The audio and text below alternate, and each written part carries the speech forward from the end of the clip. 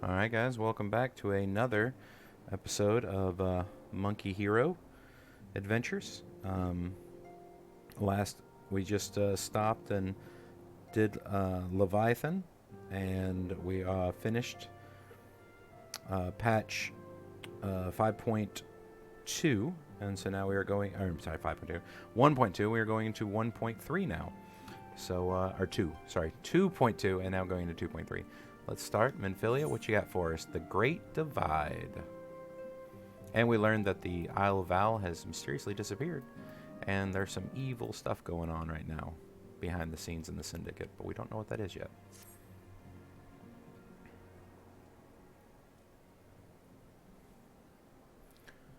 Our friends, the very isle itself, everyone and everything. No, it avails us not to speculate. Urianger will send word if there are any developments.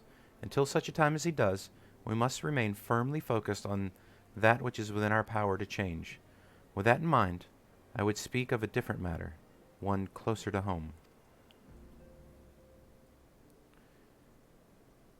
It concerns etheric fluctuations which we had previously attributed to good King Mugulmog XII. That the king is no more is a blessing for which we have you to thank.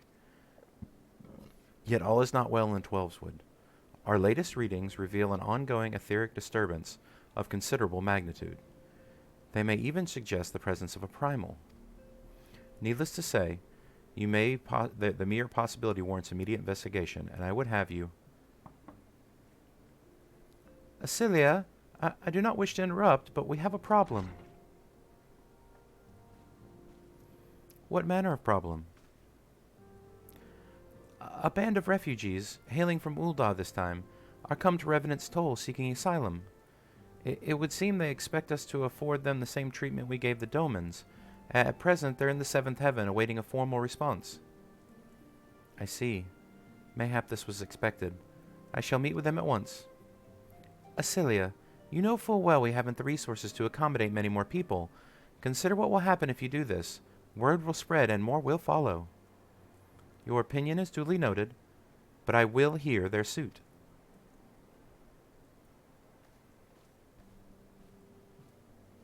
Monkey, I should be grateful for your presence at this meeting.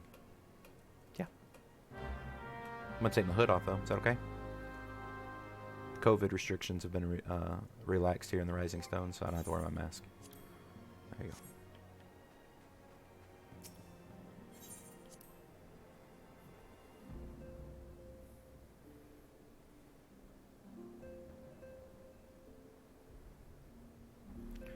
Alrighty.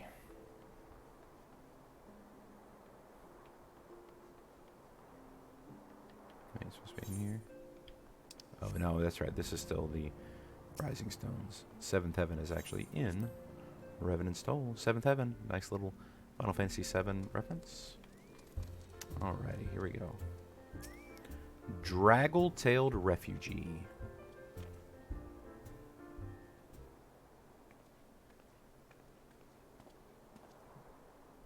I apologize for keeping you waiting. My name is Menphilia, and I lead the Scions of the Seventh Dawn. 12 be praised, it's you! We're ready and willing to work, same as the Domans. Just give us a task, and we'll see it done. Pray calm yourselves. I appreciate your enthusiasm, but I know not of your situation. Beg your pardon, antecedent. I ain't so good with words. We've been living off the scraps of Ul'dah for years now, trying to piece together a life to replace the one we took, or what got took. They say there's work, but there's not for an honest man. Not as wouldn't sully his soul sooner than his palms any road. The flames do what they can for us, of course, but it ain't near enough. And it's only getting worse. When the calamity brought us to our knees, those rich bastards in the city didn't help us. They climbed on our backs. I don't pretend to be clever, but even I can see what's coming. I knew we had to run. Only question was, to where? And then it came to me. Revenant's Toll. I mean, you took them foreigners in, didn't you? And you'd surely do the same for us. I fear the situation is rather more complicated. While it is true that we accepted the Domin's petition for aid, the decision was a product of extraordinary circumstances. I sympathize deeply with your plight, but pray understand that it is not possible for our organization of our means to aid all who have been affected by the calamity. And so, it is with great regret that I must deny your request.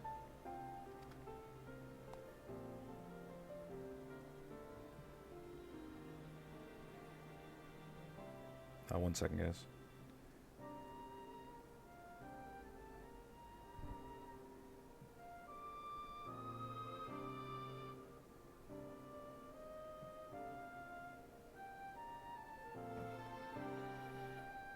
But we've nowhere else to go.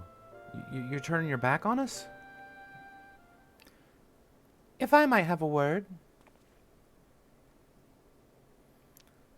Tataru, is aught amiss? Ill tidings from Ul'dah, my lady.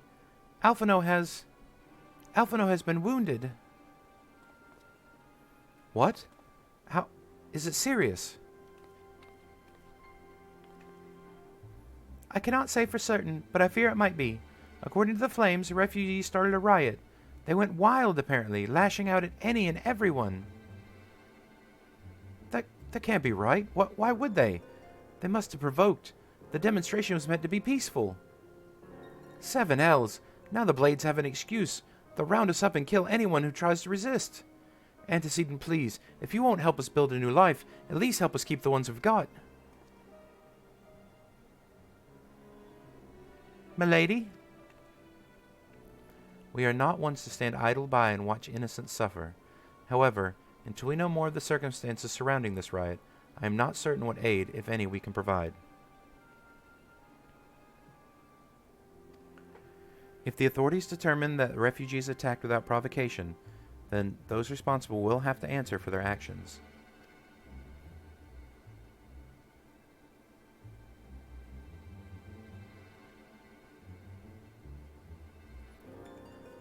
How can you be so blind?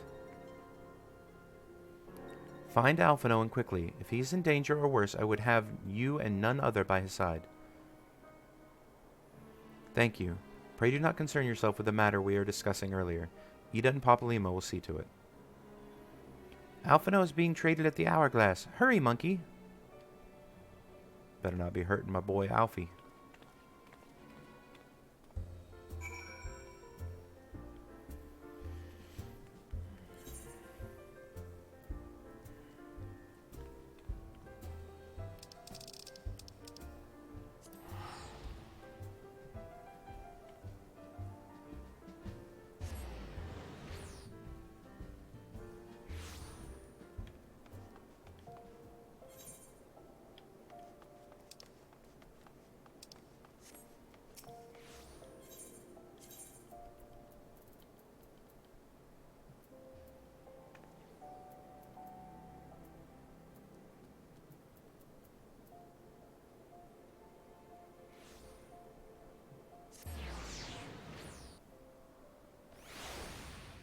Guess I don't know where the Hourglass is.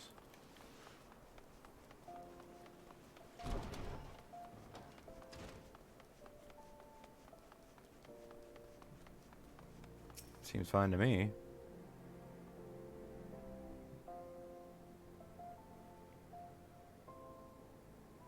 Come, you must have gathered by now that Tataru is given to exaggeration. As you can see, I am quite well. Ul'dah, on the other hand, is not. This riot was anything but an isolated incident. There is a restlessness in the air. Tensions long simmering are at last threatening to boil over.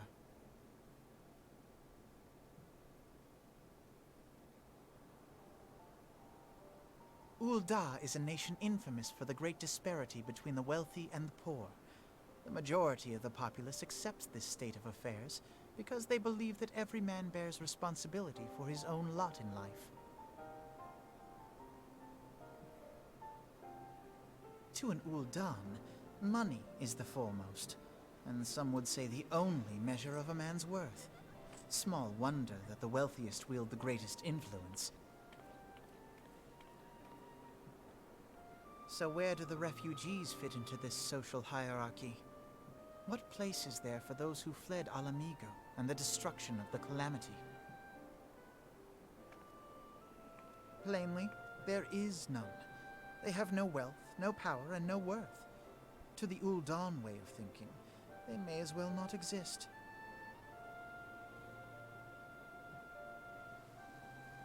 Choosing to ignore their existence, however, is patently not an option.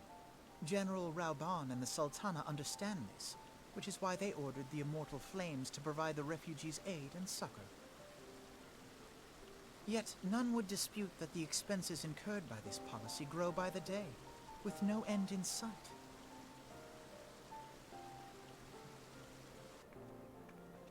This has prompted more and more Ul'dahs to question their obligation to aid these worthless wanderers, while more and more refugees have come to resent their treatment at the hands of the sneering citizenry.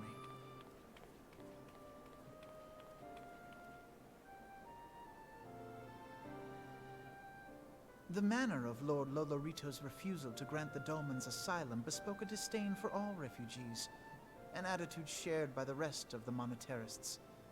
And you may be sure they make no effort to conceal their opinions.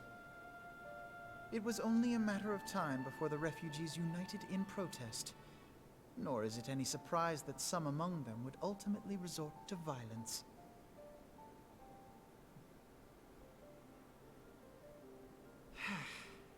That the Immortal Flames should choose this of all occasions to engage in joint training exercises with the other Grand Companies. By the time they return, the situation may well have deteriorated beyond mending.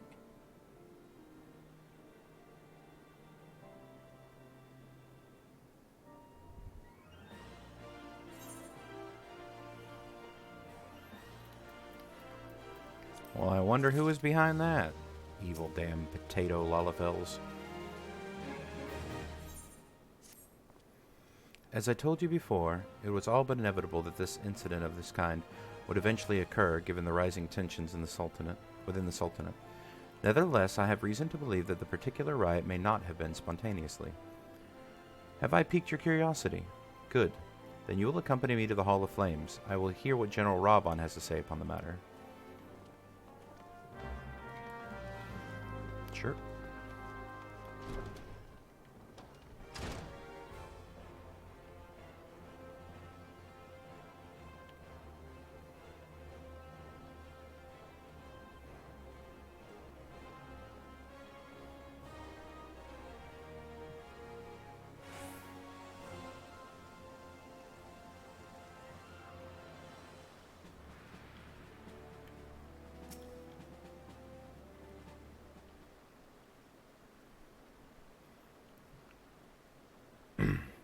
Now is not a good time, Sergeant Hero. Oh, man, I missed.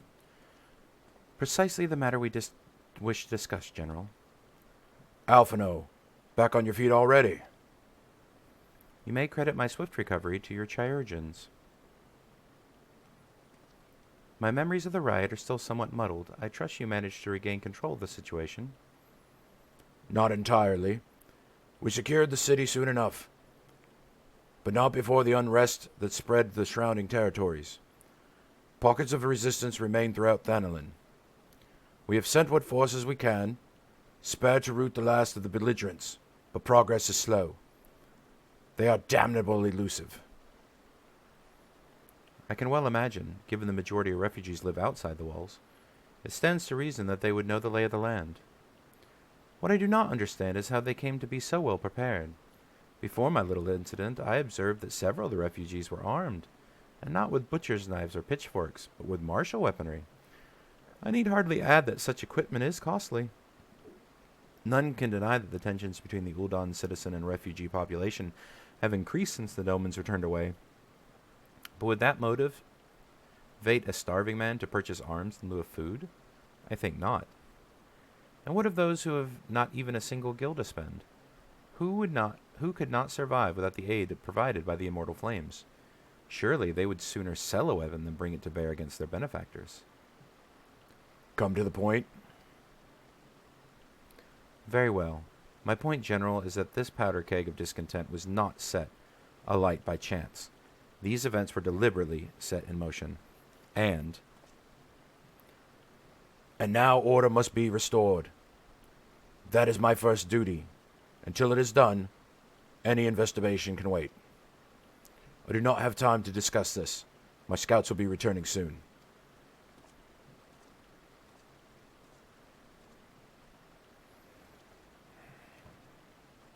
one second again.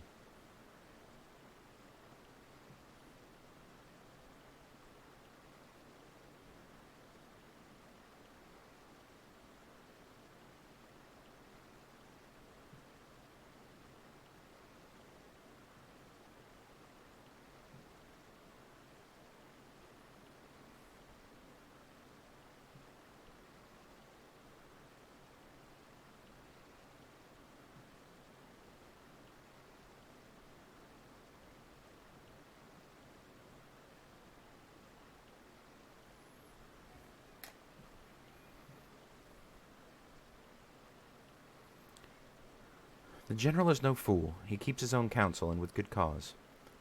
Were he to claim, without necessary proof, that the riots were instigated by outside forces, the monitress would accuse him of attempting to shirk responsibility. After all, he and the Sultana have been the most outspoken proponents of refugee aid. Regardless, they will face harsh criticism in the days ahead. Our allies may stumble upon the truth in time, but I have far more faith in your abilities, Monkey. Therefore, I propose we conduct our own investigation, independent of the authorities. To that end, I would have you make inquiries in the settlements suspected of harboring belligerents. Commander Swift will know where they are. He may balk at a request at such information, but I have no doubt that you can persuade him with your silver tongue. I, meanwhile, shall seek answers in my own way, after which we can regroup and share our findings. Well then, shall we?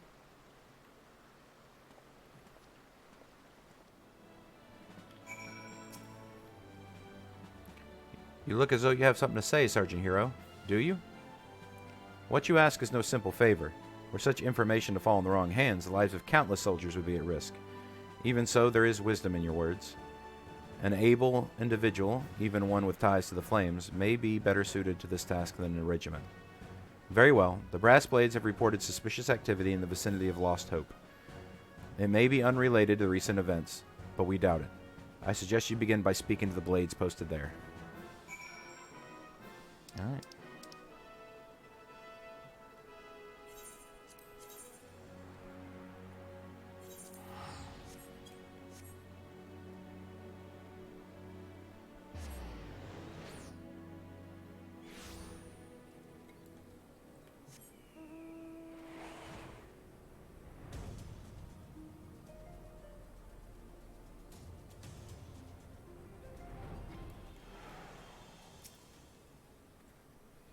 A friend of the Sultanate, are we? A friend of the Sultanate, are we? I take it this means someone has read my report. The refugees who left with the merchant have yet to return, and I'm increasingly concerned that Zawawaka's suspicions were correct. You haven't the foggiest what I'm talking about, do you? Never mind. Speak with Zawawaka, he'll explain everything. What brings you here, adventurer? A search for refugees. Well, then you've come to the right place. Oh, you mean those refugees. Oh no, you won't find them here. Most of the people of Lost Hope have come to accept their situation and are content to pass their days in peace and quiet.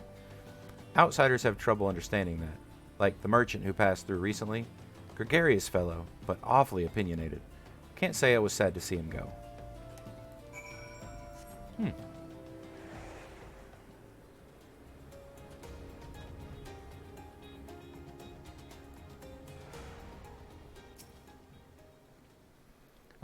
Don't hurt me. I'm not one of them. I beg your pardon? You're of the Flames, but you're not with the Flames? I see. If Leofric bid you speak with me, then I take it you've agreed to help. 12 be praised for that, because we haven't a moment to waste. Everyone knows the Flames are on the march. The others have fallen under the fanatic spell, but not I. Promises of revolution and retribution, of holding the ruling class to account, and taking that which is owed. Ha! A childish fantasy. I did everything I could to dissuade the others from leaving, but few would heed my words. Now that one of our idealists has returned, however, the madness of the merchant's plan is plain for all to see. Look behind yonder tent, and you will understand why. Even now he babbles incoherently, so traumatized he is by the bloodshed he witnessed. Try as I might, I can make little sense of his words beyond the fact that he was not alone in surviving. Yet I have no doubt that the merchant will lead the remainder to their doom. I beg of you, find them before he does.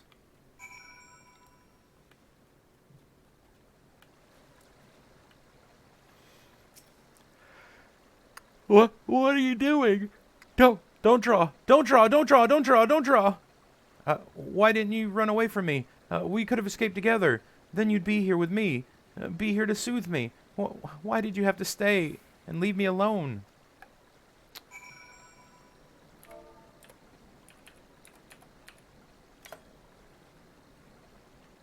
He's okay, buddy. Who are you? What do you want? It's true. I followed the merchant. May the gods strike me down for my folly. What they will not give, you must take, he said. When we asked how, he revealed a cache of weapons that he had brought and implored us to seize control of our fates. I thought about running then and there, but the others were so excited. He split us into 2 groups, sent us off on our own. But when the flames found us, we didn't know what to do. Our leader tried to parley with theirs, but then they started arguing, and then fighting, and then everyone was fighting, and the flames were shouting to give no quarter, and... oh, gods. The other group, they're still out there. If we don't stop them, they'll be massacred like mine was.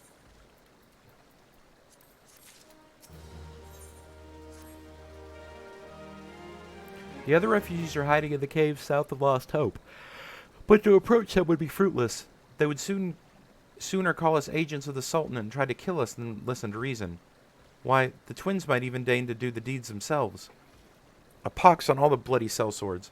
They were supposed to train us to fight, but the ones he sent with us vanished during the struggle. Oh, if only I were to never listen to the merchant's ridiculous claims. He said our cause was righteous, that the gods would never suffer us to be defeated. Though, if we were forced to confront reality, that's it.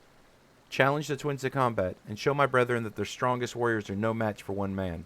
Mayhaps then they'll agree to lay down their arms and renounce this plot. Okay. I'll go mess them up.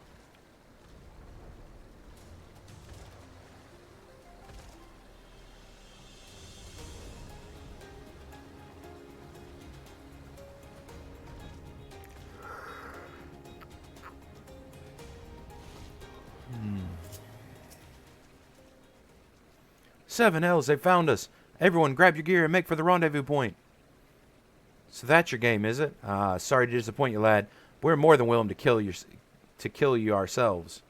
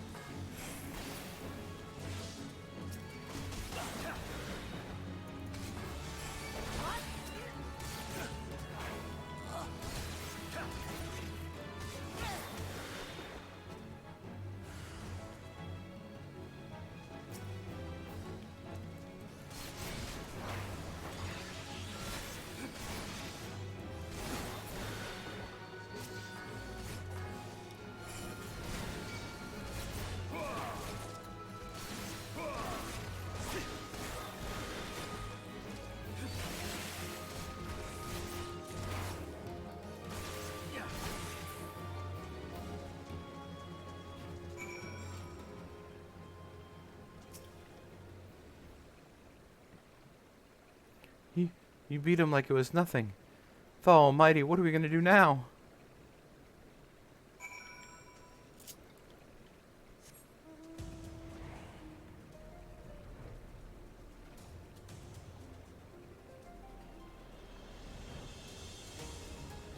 Well, you can start by not challenging strangers to fights.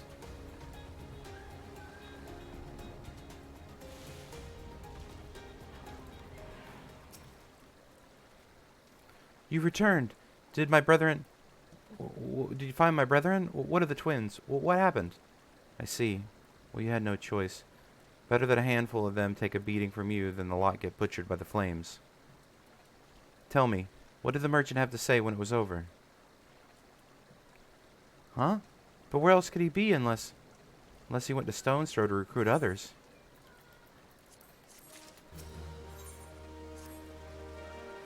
The merchant wished to approach the refugees in stone's throw, but was waiting until the flames withdrew their forces from the vicinity. Now that they have, there's nothing to stop him from continuing his work. How many more must perish in pursuit of this futile cause? How much more suffering must we endure before it ends? Find him. Convince him to cease this mad quest. It will surely lead us to ruin.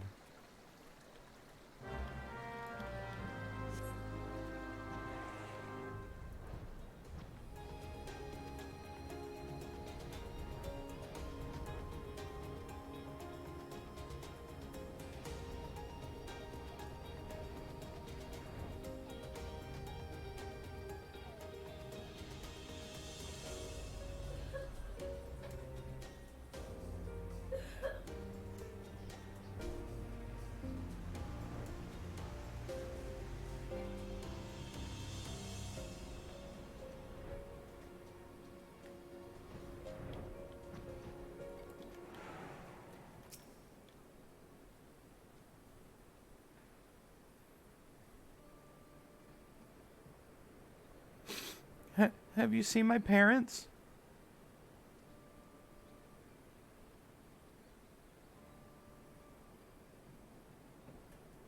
They told me to stay here with the others. They'd be right back soon, but it's been days. They left with the man from Ul'dah.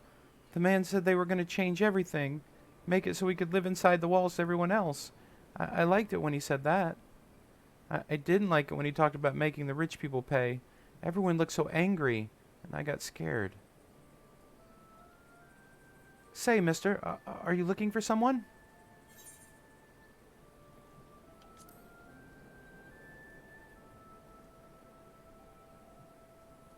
You mean the man who left with my parents? But I don't know where he is. Oh, I don't know where he...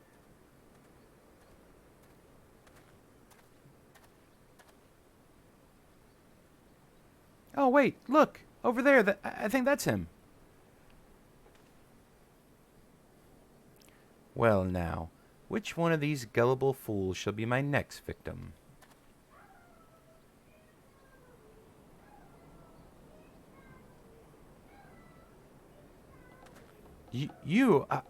I... He's getting away! Go get him, mister!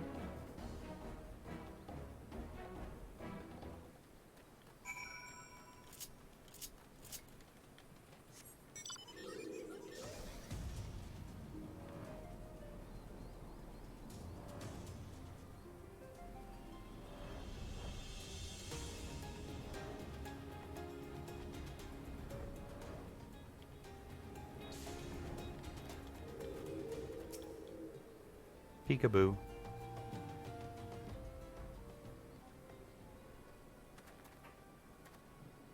You again? Why are you pursuing me? Sedition? Treason? Revolution? That's preposterous. Who has filled your head with these lies? Refugees? The selfsame refugees who terrorize the streets of Ul'dah? Ha! You have no evidence to prove your accusations. None. No. I will not accompany you to the Hall of Flames. You have no right to detain me. For the sake of argument, let's just say I did do some things you claim. Surely you don't think I give a care's ass about politics. It was business. Only business.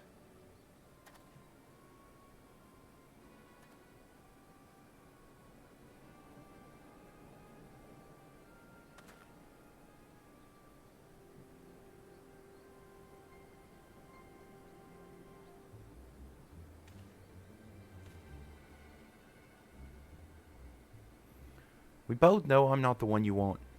However, if you agree to protect me, I swear I'll tell you everything.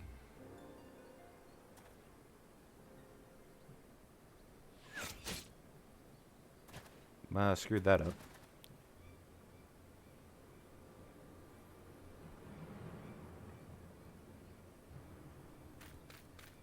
What's all this commotion? 7 L's. Tell the others to spread out and search the area. The killer still may be close.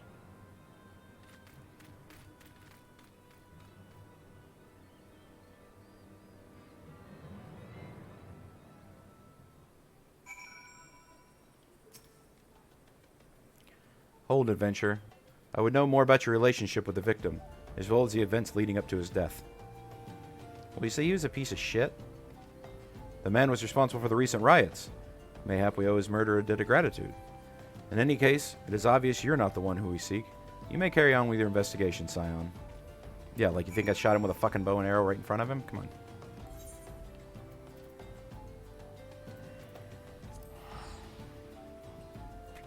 Top-notch police work. Top-notch.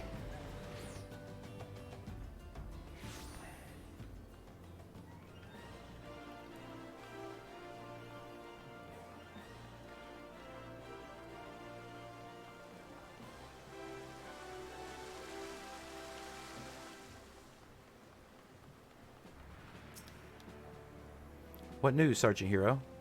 Where's the merchant? Well... murdered! Damn it, a seven hell. He was not simply murdered, Sergeant. He was silenced. Too many knew his face, and he was ready to divulge his secrets. Do not despair, though. We may be closer to identifying the true orchestrator of these riots than you realize. Yeah. I mean, I saw it in a cutscene, but I guess y'all weren't privy to that. Let's see. Revolution! The Flame General left word that you were to proceed to the Fragrant Chamber as soon as you return. He wishes to discuss your recent discoveries, as well as the results of your own investigation. Master Alphino has already been informed and should be waiting for you outside. Pray proceed to the Royal Promenade with all haste and speak to Bartholomew. Will do. Royal Promenade, here I come. I will shakuchi to make it faster.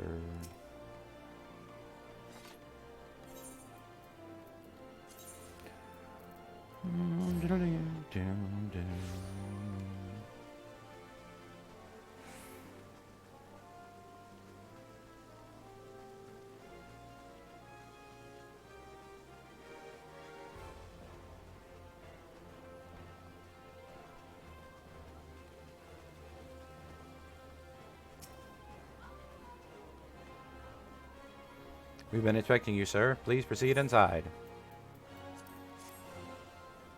Oh, I will. Thank you. Voice acted, I think? Maybe? Commander Swift has kept us apprised of your recent activities. You've made great strides towards quelling the violence. That's what I do. Despite our best efforts to determine what provoked this uprising, the truth continues to elude us. Have you uncovered aught which might shed some light on the mystery?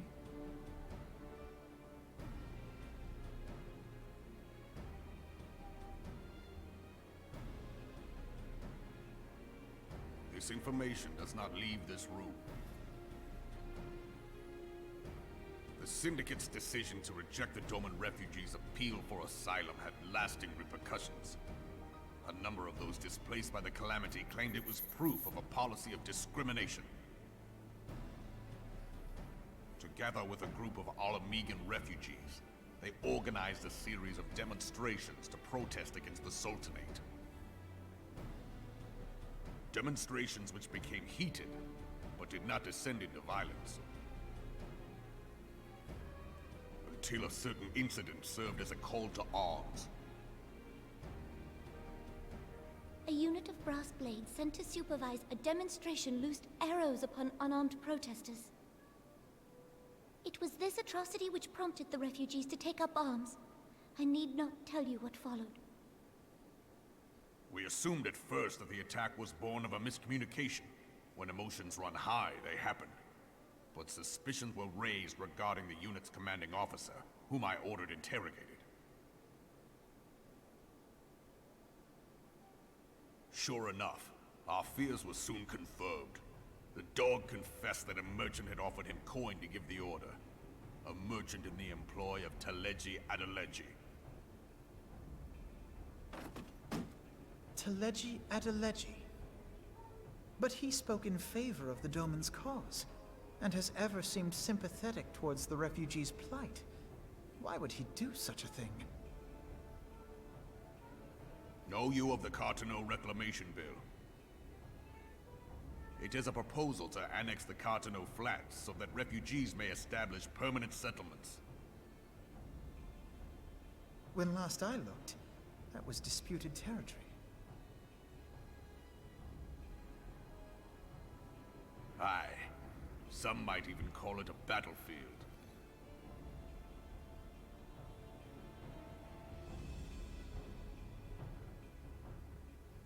The destruction wrought by Bahamut was greatest at the Cartano Flats. That much is common knowledge. What is less well known is that his rampage laid bare ancient Allagan ruins, of which no record existed. There are certain differences of opinion as to how these ruins should be handled, which is why each nation maintains a military presence in the region to this day. Yet differ though we may, we are still allies. Therefore, in the interest of preserving the Eorzean alliance, we have reached an agreement. Any conflict which may arise during the course of military exercises in the region shall have no bearing on relations between our nations. In full knowledge of this delicate state of affairs, Teleji Adeleji proposed the Cartano Reclamation Bill.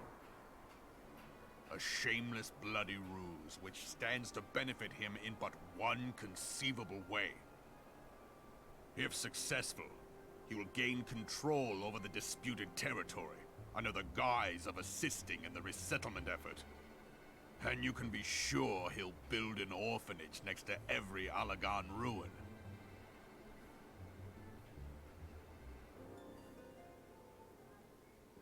The man would threaten the unity of the Eorzean alliance and risk countless lives for personal gain.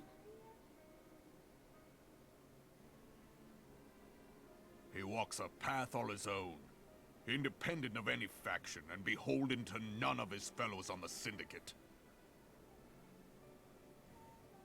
By inciting the less fortunate to violence, he hopes to convince others that the Cartano Reclamation Bill is the only viable solution. His sympathy for the plight of the Domans was not but posturing to gain credibility with the refugees. Of that there can be no doubt.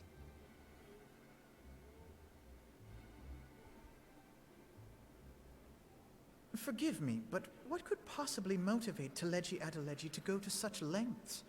What is so special about these ruins that he would risk his position on the Syndicate, and, most likely, charges of treason against the Sultanate? Omega. Pardon?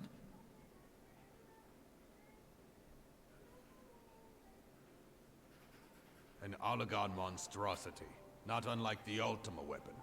Mayhap larger, we know not. It has yet to be fully excavated. Allagan inscriptions indicate that it was created to fell Bahamut himself.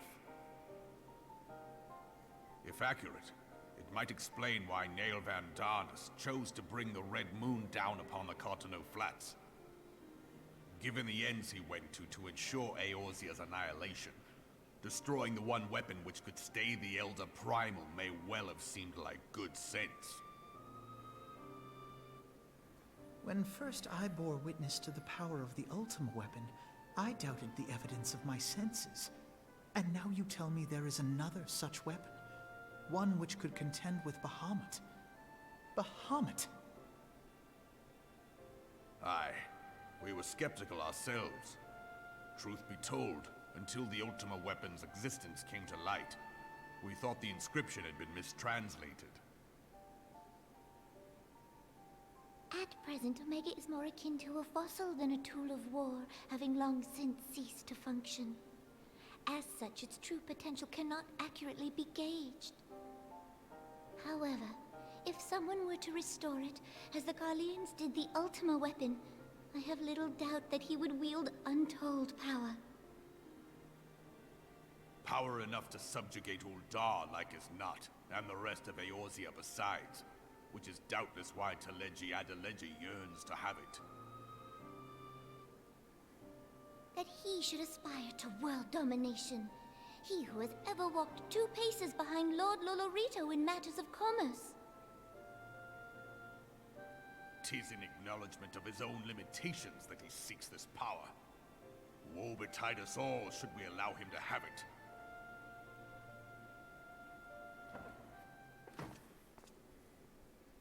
Pray waste no time chasing rats. Only a fool would believe that secrets can be kept in Ul'dah. It would seem the implications of the Sultanate's refugee problem are rather more far-reaching than we assumed.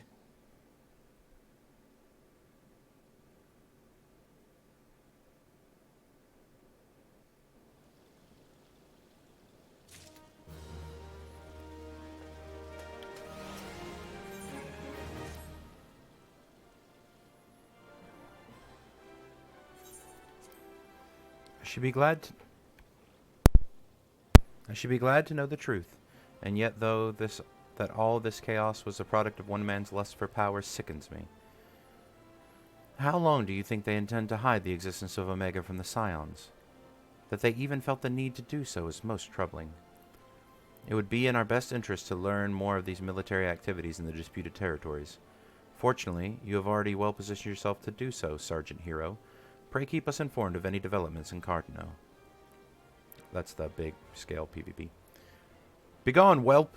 This is no place for children. Hey, you leave Elle alone. She lost her parents, dude. Jeez. I'm sorry.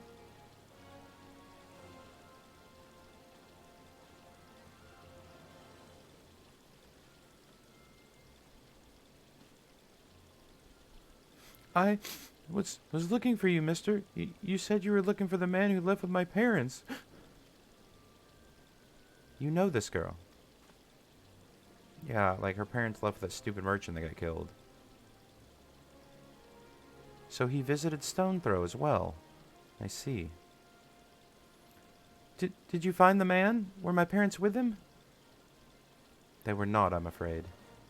However, I can think of several places they might be. If you like, we can go and look for them together. Really? You'll help me look, mister? Of course. But first, I must needs finish speaking with my friend. He's telling me a secret, you see, so no one else is allowed to listen. Mayhap you could wait for me by that pillar over there. We require but a moment. Okay, mister. I'll be waiting.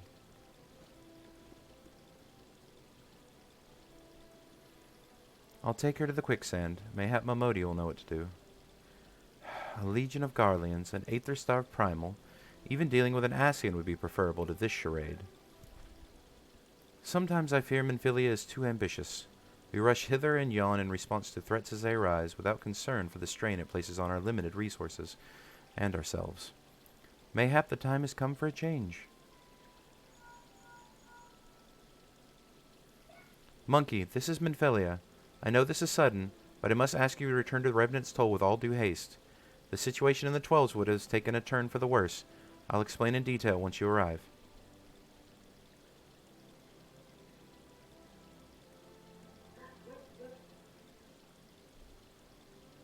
The Twelveswood? Then the primal threat she spoke of before has been confirmed. I've received no reports of Ixal activity, which leaves... the Sylphs? Go, Monkey. You know as well as I do the appearance of a primal takes precedence over all else. Oh, and when you do arrive, do inform the antecedent that while I am grateful for her concern, she needn't fear for my safety. I am more than capable of protecting myself. Sorry, my dog is very loud in the background.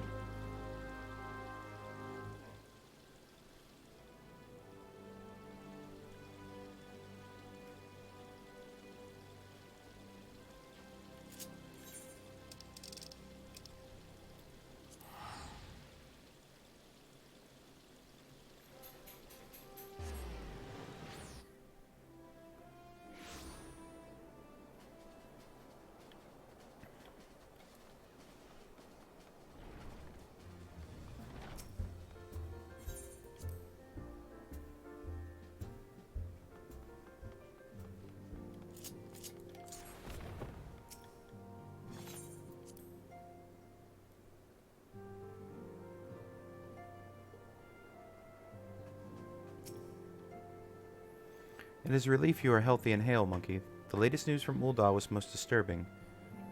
Yeah. Bunch of idiots over there. Clearly, the only injury Alphinaud suffered was to his ego. Doubtless it will heal ere long.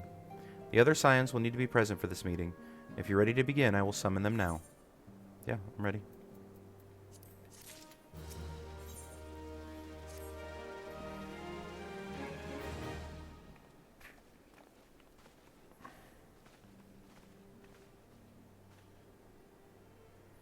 Thank you for responding to my call with such haste.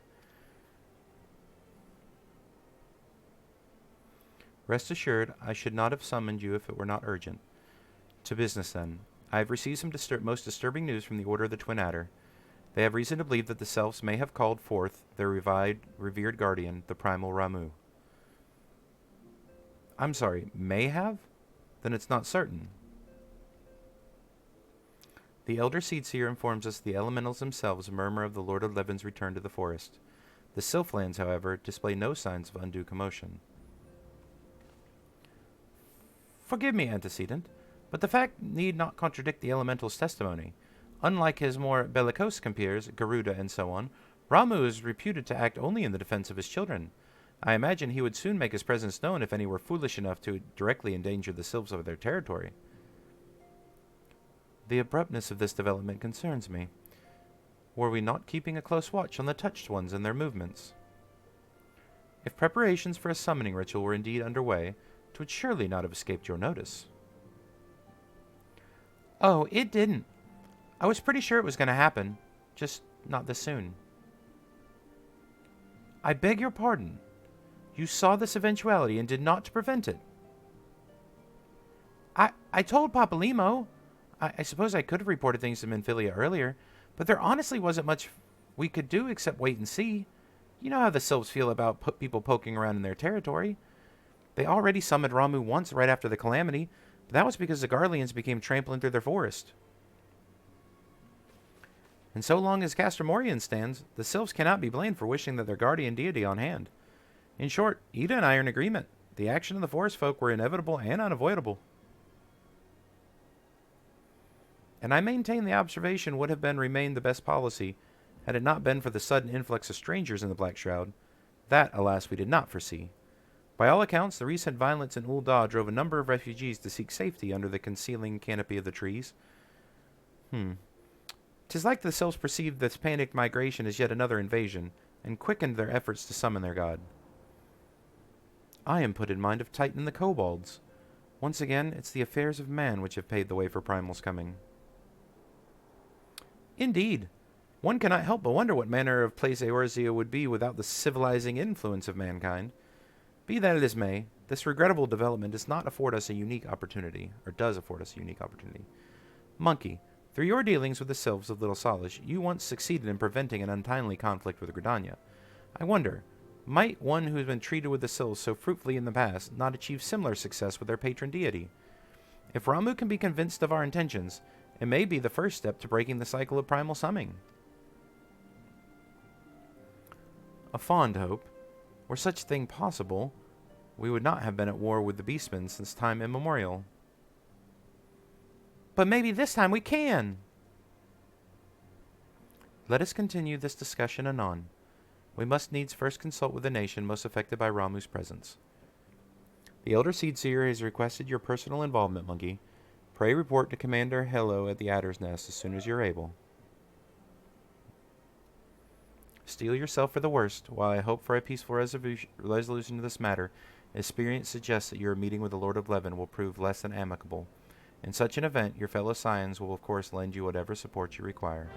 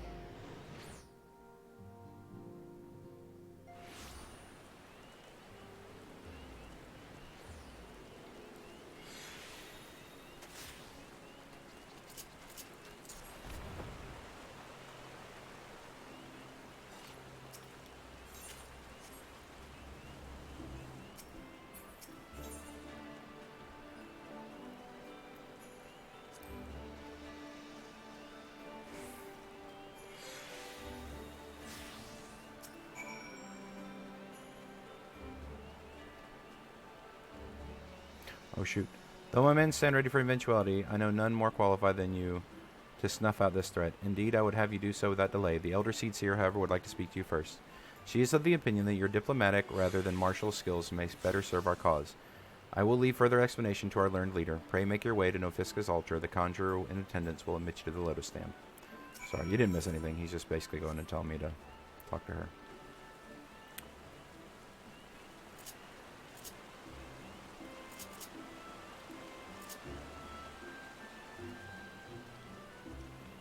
We're getting close to another instance where I cannot use NPCs, so we may actually have to do Duty Finder for the first time, as I do not have any people online.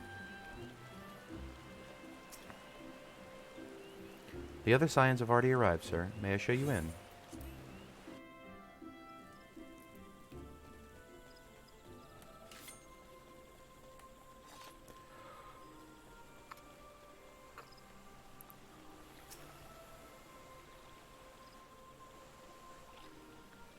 Scions of the Seventh Dawn, on behalf of the people of Gridania, I bid you welcome.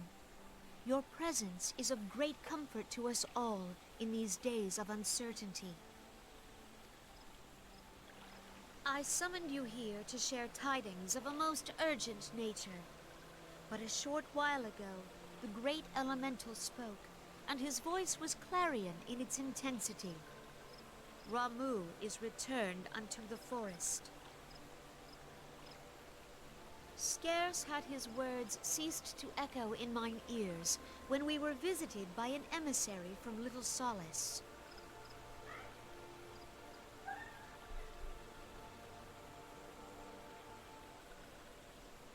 Our guest informs us that the Sylphs too have sensed the presence of the Lord of Levin. Though his exact whereabouts remain unknown, we may safely assume that the primal was summoned within the heart of the Sylphlands. Unlike the other primals you have encountered, Lord Ramuh is no raging avatar of destruction. He is revered as much for his wisdom as his strength, serving as both arbiter and guardian to his children. Given that we and the Sylphs found a way to share the Twelveswood, it is my hope that this sagely immortal will be amenable to reason, and that conflict may be avoided. Blessed as you are with the power of the Echo, you are one of the few among us who may commune with a primal without fear of influence. I would ask, therefore, that you represent us in this most delicate of negotiations. The Twelveswood has suffered enough. Upon this, we and the Sylphs, and I would venture Lord Ramuh himself, are in perfect accord. Let us not endanger our shared home by engaging in unnecessary hostilities. Dear friend, I beseech you, safeguard the peace which exists between our peoples.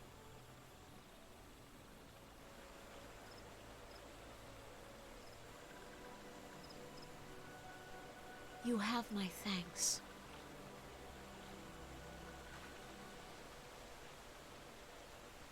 Pray make for Little Solace, then.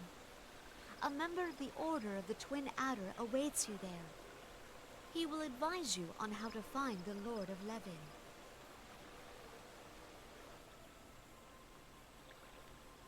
An ill wind blows through the forest.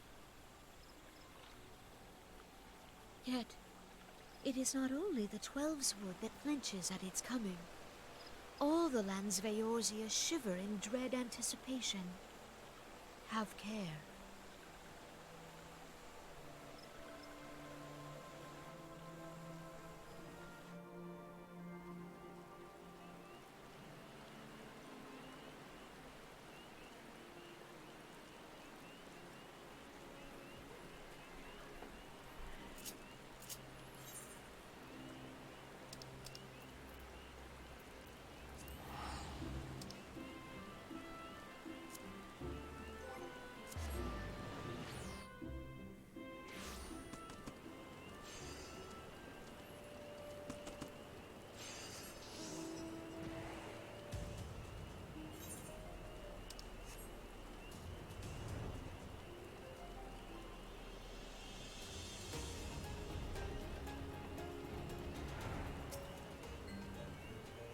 Monkey of the Scions. I was told to expect you. I understand you go to treat with the primal Ramuh himself, an unenviable task, but one which I have no doubt you are well suited. I have been told that your fellow Scions are conducting an investigation of the area as we speak, that we might ascertain the location of where the Lord of Levin might be found. I would ask that you abide here until they return with their findings. Sure.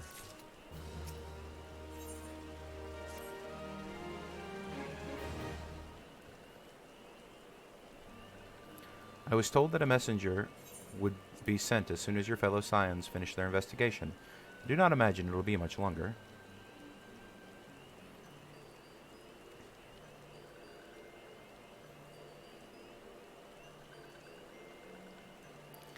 This one returns, and returns with good tidings. Wise ones have finished searching, and wisely identified the precise location where the Touched One summoned Lord Ramuh. Oh, that's good. Your timing is impeccable, my fluttery friend. Might you be so kind as to escort this man to his fellow Scions? It would be this one's pleasure, Walking One. Please, please come with this one.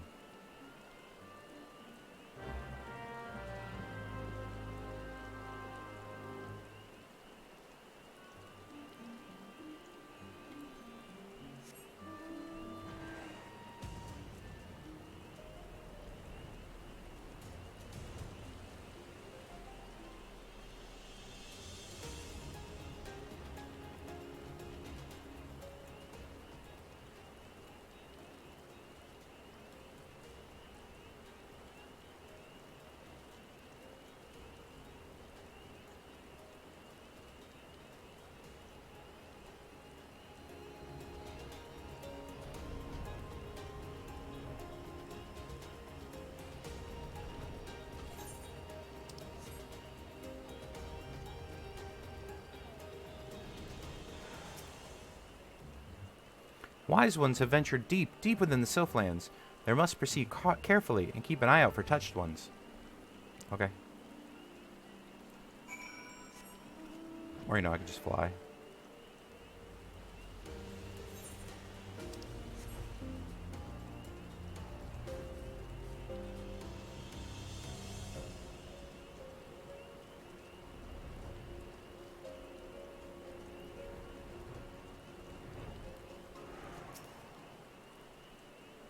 This one is most sorry, but this one can go no further. Draw too close to Lord Ramuh, and this one might turn mean and nasty like Touched Ones. And so this is where I say farewell for now. Walking One will find Wise Ones not far from here to the south. Go in safety, Walking One. Cool.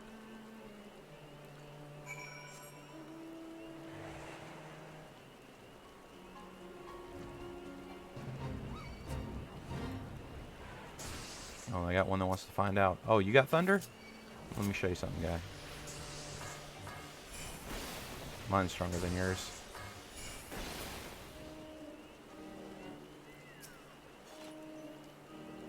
So it's actually you. I'm relieved. For a moment, I thought we were dealing with another one of those confounded sylph tricksters. I swear, with them wreaking havoc with their skin-changing magics, it's a wonder I'm able to finish taking my measurements. Yes, it was quite the ordeal. You should have seen the look on Yshtola's face when the one impersonating you suddenly showed up. That's quite enough, Papalimo. Oh, they took all those quests out. I remember those. My apologies. It's not like me to ramble so. At any rate, as I was saying, I have finished measuring etheric activity in the area, and am pleased to say that I have reached an indisputable conclusion. To wit, that Ramuh is called forth in the vicinity of the Sylph's Aetheryte. Come, monkey, the Lord of Levin awaits.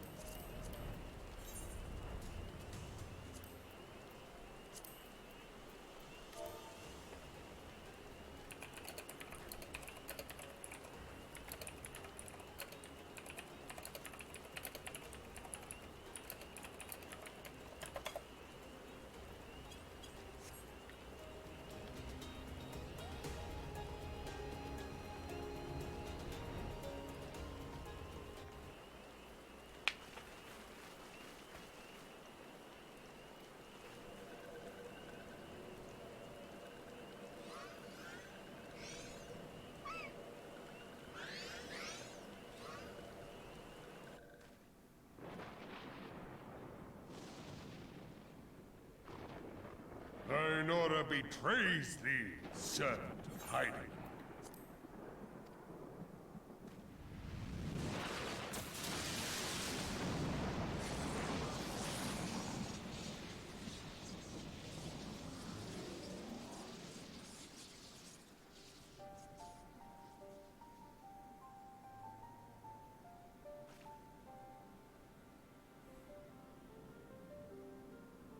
Thou art the bringer of light, bane of Ifrit, Titan, Garuda, and Leviathan.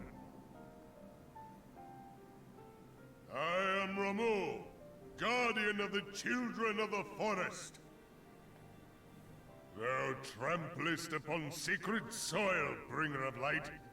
By what right doth man intrude in this sanctuary of the sylphs?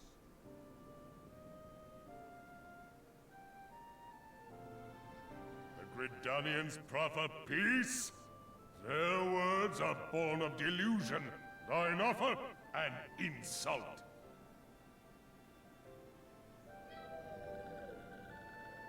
Thou speakest of harmony, yet carest naught for my children's desires. They did but wish to dwell beneath these boughs in solitude. Yet even that was too much to ask of man. Thus did they turn to me for succor. The sentence I pronounce upon thy kind is just. Gridanian or Garlean, it matters not. The good intent of one excuseth not the misdeeds of the other. Thy conflict hath brought naught but anguish and misery unto the forest. All blame doth lie with the darkness that resideth in the breast of man.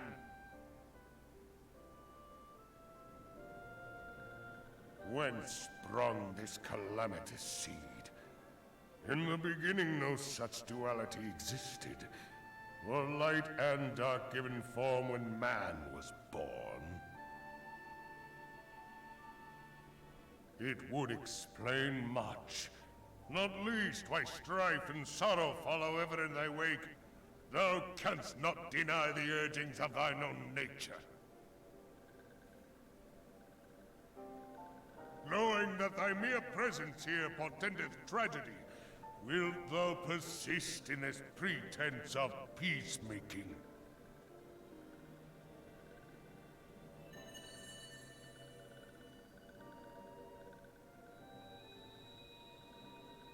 Thou bearest the crystal which I bestowed upon my wayward charges, that they should entrust so precious a gift to thee. Thou standest apart from thy kin. Thou art the bringer of light, aye, but there is something more in thee. Very well. I shall consider thy proposal, shouldst thou survive my trial. If thou wouldst champion the cause of harmony, I must have proof that thou art fit to play the role. Wither mine ire, and prove to me thereby that thou hast strength enough to stay the darkness which threateneth to consume thee. Yet if thou shouldst be found wanting, know that all men shall perish in the storm of my judgment.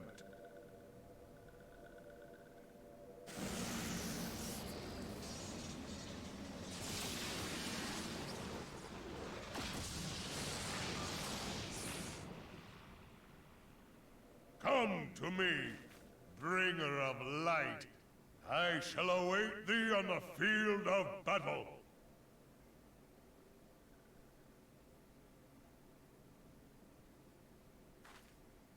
Urianger, it is rare indeed to find you so far from a tome.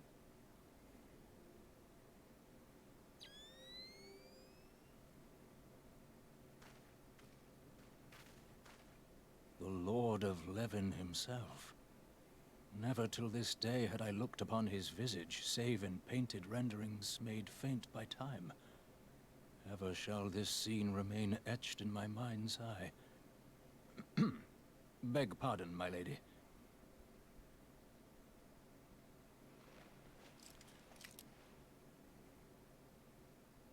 I must beg thine aid on a point of research.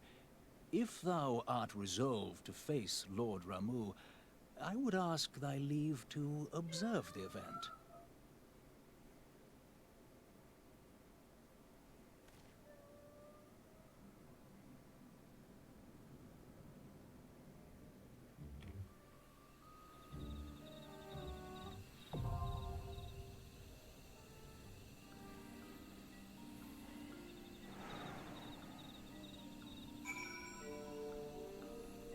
Alrighty, well. Nobody is on, so I guess we go to the duty finder and see how long this is going to take. Hopefully not long, guys. And again, while we're waiting, I will, of course, make sure to turn in stuff. It's just less than 5 minutes, shouldn't be that bad.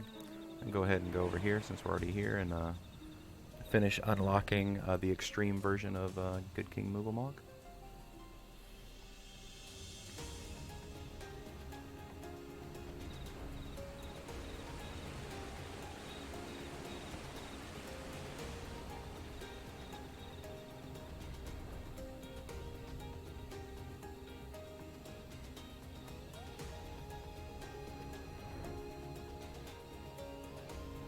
No, you get to actually see the actual fight too with Ramuh.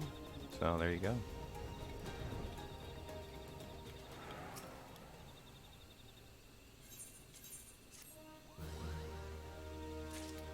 Alright, that's open.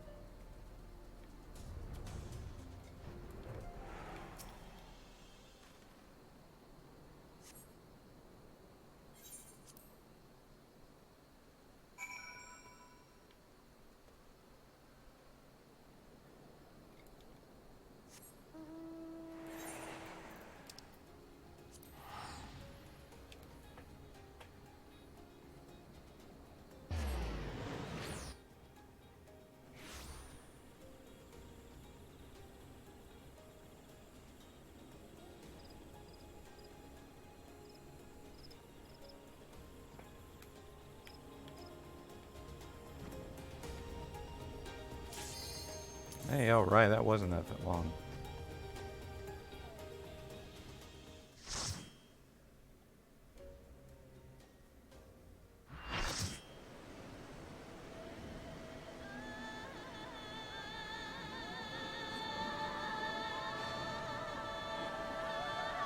Get that good Ramuh music, baby. Let's go.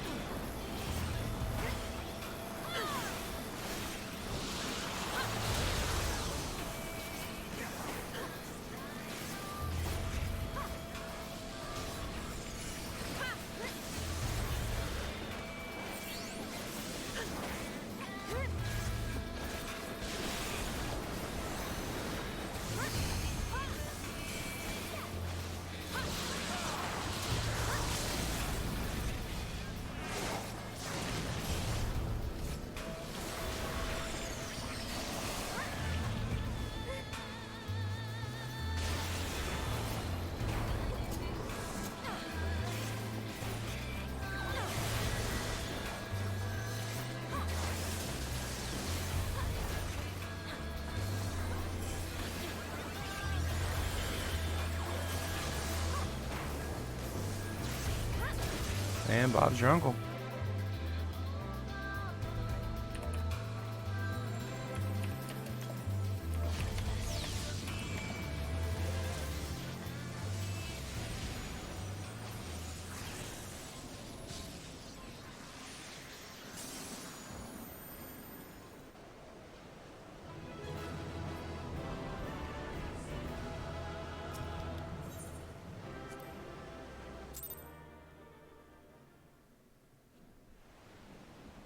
I have taken thy measure, bringer of light. And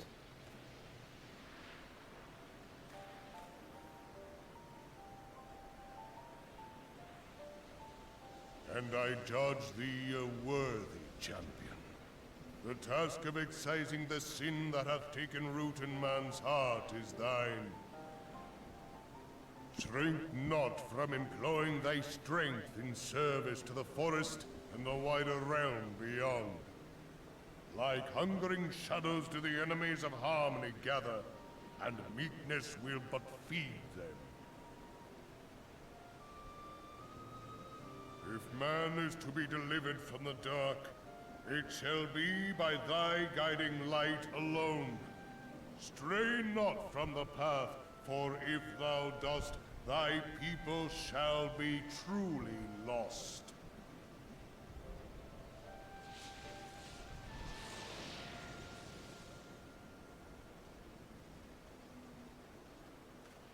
Thou hast slain the Lord of Levin.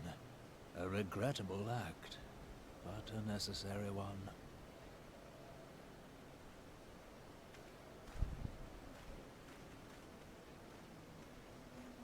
In witnessing thy struggle, a truth hath been revealed unto me.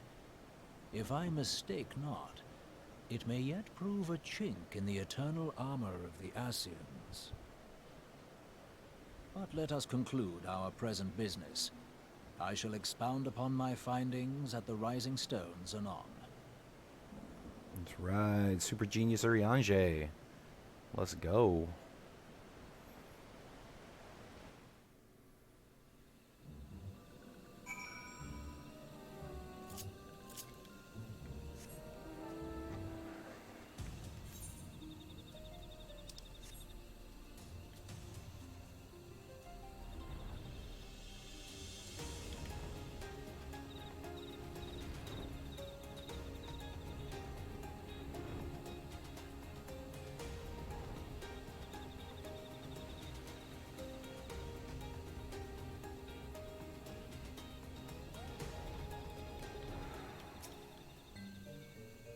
Monkey, you have returned.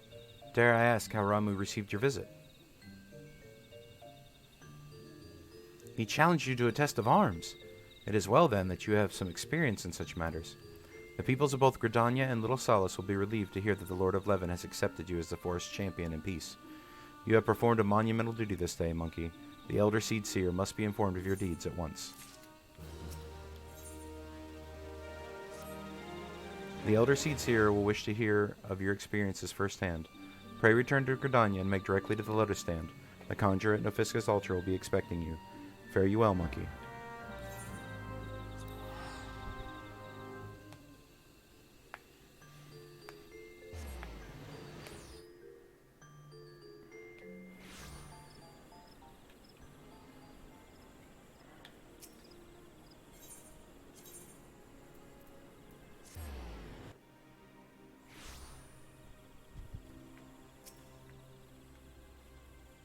Welcome back, honored scion. We who knew of your mission have been most anxious to see you return. The Elder Seed Seer awaits you within.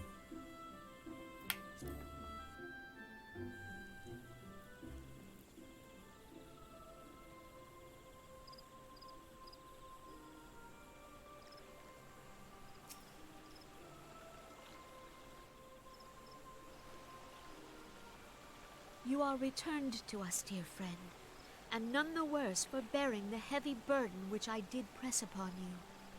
Most glad am I of this. I am informed that your efforts to negotiate a peace with Lord Ramuh ended in conflict.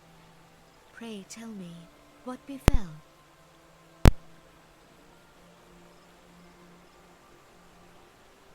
Ramuh made trial of you?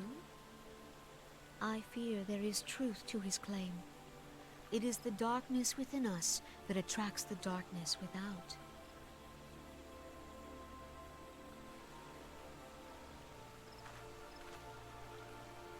It cannot be denied that misfortune follows man.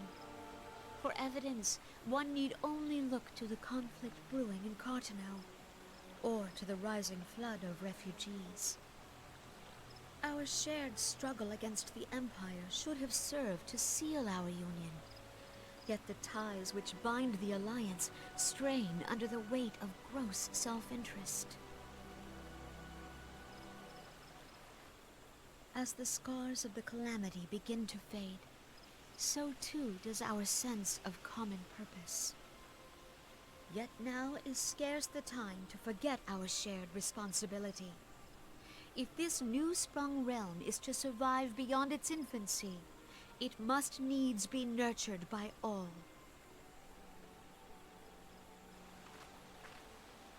Eorzea must be as one. Yet I fear that dream is still far off.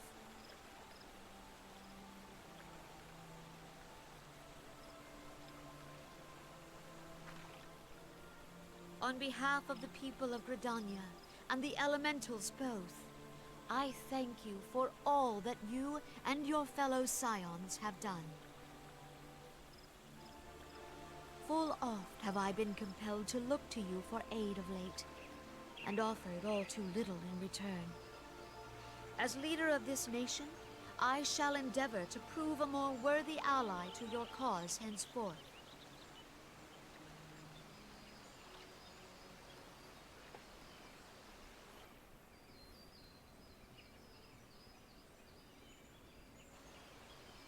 Lord Ramuh has departed, yet the keening of this ill wind grows no less insistent. Voices of the forest, pray speak and I shall listen. What unseen evil begets this unease in my heart?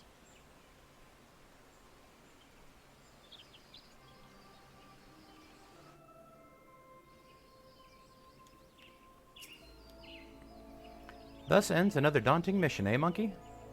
I hope Lord Ramuh could be persuaded with words alone, but nonetheless, I can only admire the androgynous which you respond to the primal sudden challenge. And it seems that Urianger too was pleased with the outcome. What say you, Monkey? Shall we gather back at the Rising Stones and ponder the lessons of the day? Sounds good to me.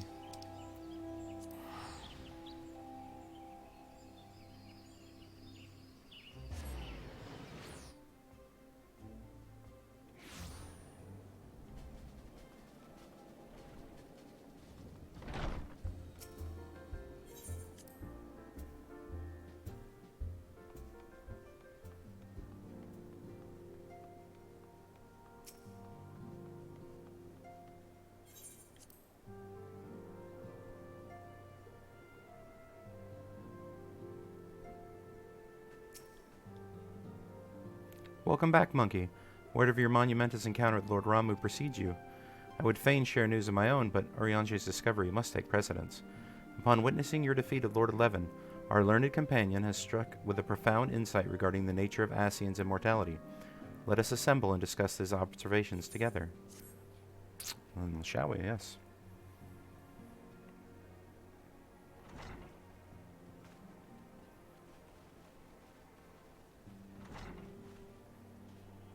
If everyone is ready, let us begin.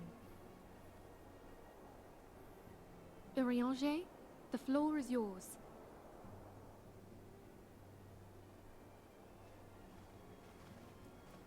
As all here assembled now know, in its final hours as our Order's headquarters, the waking sands did play host to a most unexpected visitor. I speak of the Ascian clad in white, Elidibus. Unwelcome though his presence was, his words that day did serve to confirm a truth long suspected, that the Ascians are eternal beings, to whom physical destruction is as a temporary inconvenience. In the intervening time, Urianger and I have striven to discover a means by which the Ascians might more permanently be slain. And 'tis my belief that we have found the thread that will allow us to unravel the twisted skein of their existence. In the moments prior to Leviathan's most recent manifestation, the Sahagin elder who summoned him was observed to undergo some manner of ascension. The etheric readings taken by Y'shtola at the time of this transfiguration have proven most enlightening. The disruption to the flow of ether was sudden and dramatic. So tangible was the agitation, I scarce had need of my goggles. The significance of Y'shtola's readings might better be understood in the context of mine own, taken at the instant of the Lord of Levin's demise. Unlike the primal, the Sahagin was not subject to etheric dissipation. Before discussing our new discoveries, it may benefit us all to recall what we know of etheric behavior.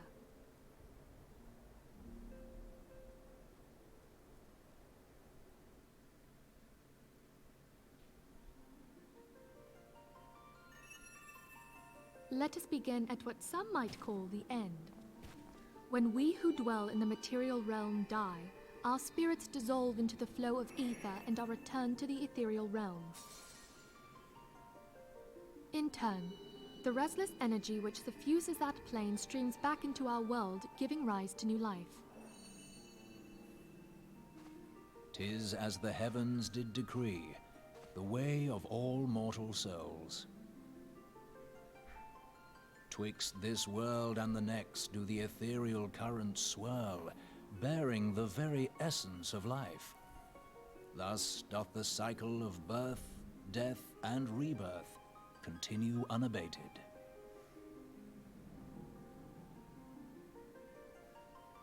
Primals behave somewhat differently. In order to manifest and then maintain a physical presence in this realm, they must consume vast quantities of ether, most often in the form of crystals. Though they may seem to live, their flesh is but ether given shape.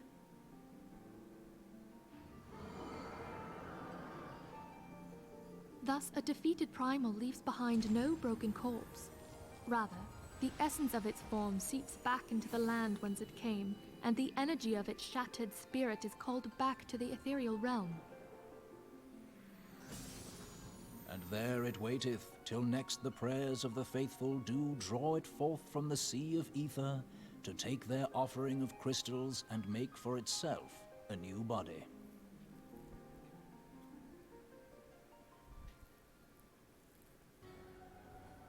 Which brings us on to the third group, the so-called immortals. They exist in a manner all their own. Quite. Even as the Sahagin elder fell to the Admiral's musket shot, I witnessed the release of an ethereal cloud, which immediately took possession of a nearby minion. A soul that dissipateth not upon the death of the flesh. The secret of life everlasting, and in the claws of a Sahagin no less. But I wonder, what would happen to one of these obstinate spirits should there be no suitable host for it to claim? If mortal death entails a return to the ethereal realm, it seems doubtful that the soul of an immortal would venture there.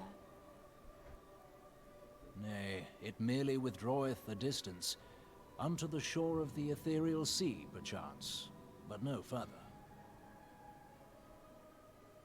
Yes, it exists in neither this realm nor the next, abiding instead in the space that lies between them. The Ascians took control of Thancred by means of a crystal of darkness, an artifact which, if our theories are correct, serves as a gateway to the place I have just described. I was hoping people had forgotten about that. I am sorry, my friend. For a mercy, the weary road of our research hath brought us unto an answer. The Sahagin ascended to an immortal state, but he did not possess a crystal of darkness through which to flee this realm. Thus was he consumed by Leviathan. If we could entrap the spirits of defeated Ascians in like manner, and thereby deny them resurrection...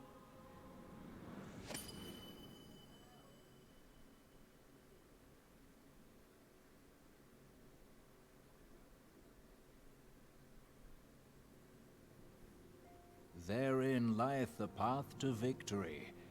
Thou art most perceptive, my lady. Only when we have trapped the bodiless soul within an ethereal prison can we hope to defeat its unnatural constancy. Thus might even an eternal paragon be consigned to oblivion. These feats are, of course, far easier said than done. At present, we lack a viable means to entrap and extinguish an Ascian soul. Yet, I believe it to be possible. The pieces of the puzzle lie before us. We have but to put them together.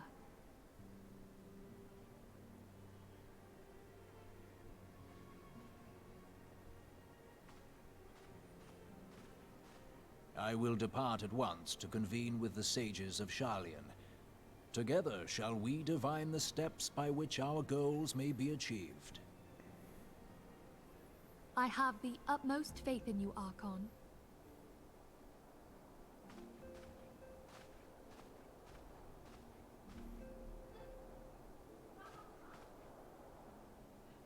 Beg pardon, antecedent, but I would raise one final matter.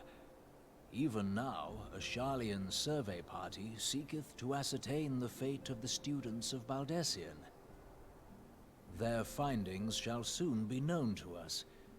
Though you harbor feelings of dread, I bid you surrender not to sorrow, but abide instead in hopeful prayer. I shall, Archon. Thank you.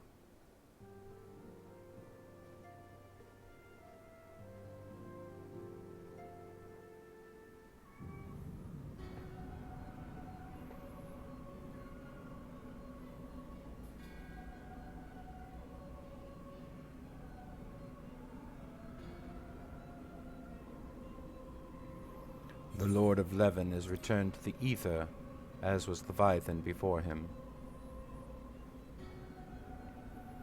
Ramuh's acquiescence was most intriguing.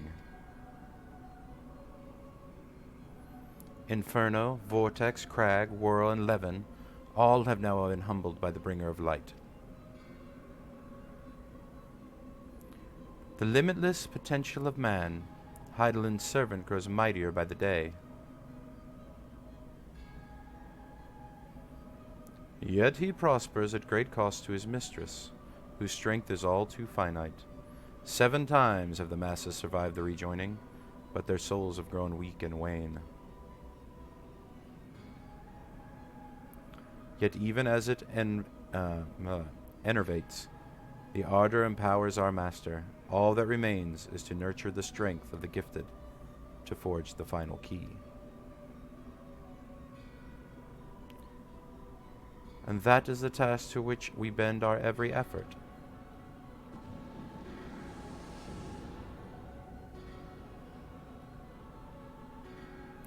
Divine seeds are ever wont to quicken in Eorzea's fertile soil. We need only lead men to the field, and by their eager hands shall a new deity arise. That which was shattered shall be made new, and the one true God shall come again.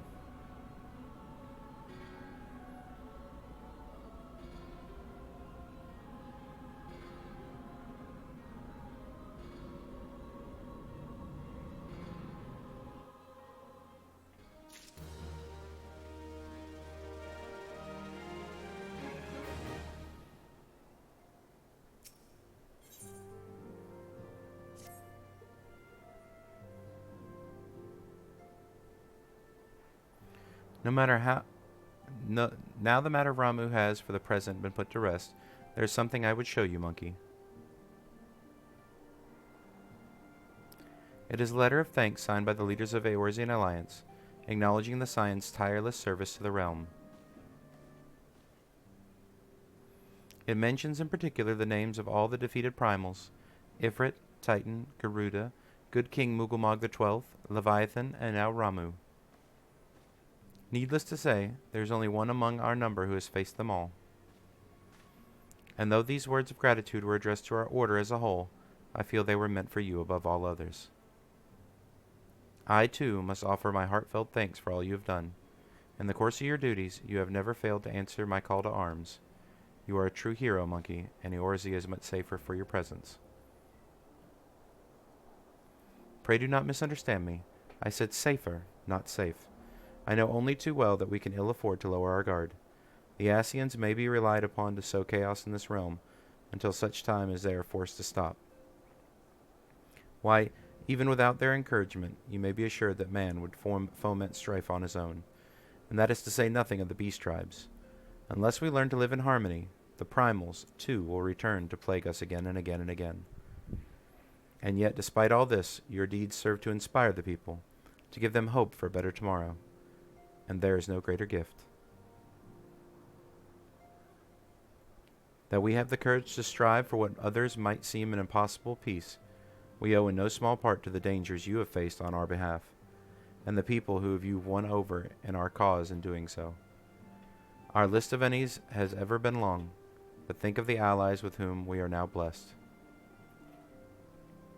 Of the Sylphs of Little Solace, who wish not of conflict. Of Alice, who strives to unearth the terrible secrets of the calamity. And then there is Sid and the Fellowship of Noah, racing to unlock the mysteries of ancient Alig, that we may be spared the horror of another ultimate weapon. Of course, when speaking of our greatest allies, we must not forget those closest to us, by which I mean our fellow Scions. Thanks to their many and varied talents, our order is uniquely equipped to combat the far-reaching corruption of the Ascians, and combat it we shall. Your enthusiasm is truly heartwarming, Antecedent. Given our embarrassing wealth of allies, I trust I will not inconvenience you unduly if I absent myself for a time.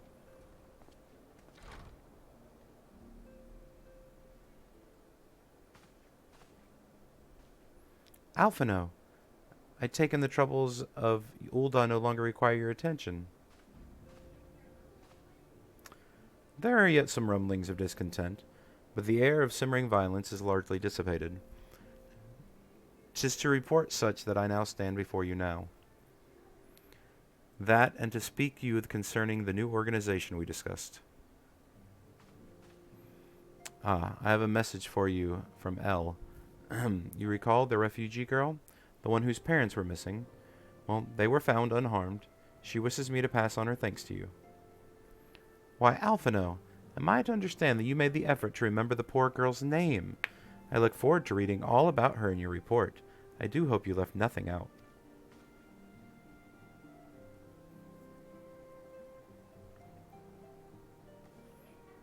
Monkey, you have been away from Revenant Stole for some time now, I believe. Might I suggest that you put some affairs of the realm to one side for now? Take this moment to reacquaint yourself with the town. Which reminds me, one of the Doman children recently inquired about your whereabouts. Yozon was his name. I believe he has some small matter he wishes to share with you. Why not oblige him with a visit?